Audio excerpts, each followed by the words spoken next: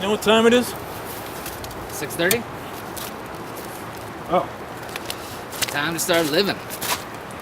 Time to start living. But what if you could hear their inner thoughts? You know what time it is? Time. The indefinite continued progress of existence and events in the past, present, and future regarded as a whole. I knew what time it was.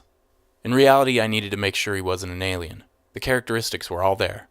My question assumed that any doughboy, E.T., or body snatcher would have transcended the use of such a tool as time. I was looking for physical cues.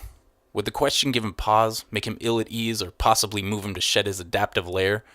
And if alien, what were his motives? I had to know. 6:30? It was anything but 6:30. I had refused to let myself fall victim to such a banal question. Hadn't we left the Dark Ages? Was I getting too optimistic with the supposition of the Enlightenment? No, says I. This line of dialogue would end before it began, before another soul was lost to mediocrity, before the hymen of human curiosity were recklessly defiled and broken. Oh. This moment was going to change my life. No longer would the legs of my critics bear any weight. I would cease to be known as that conspiracy nut space-worshipping alien lover who sold his soul for a plate of whatever Tim Leary's last meal was. The creature had impressed me.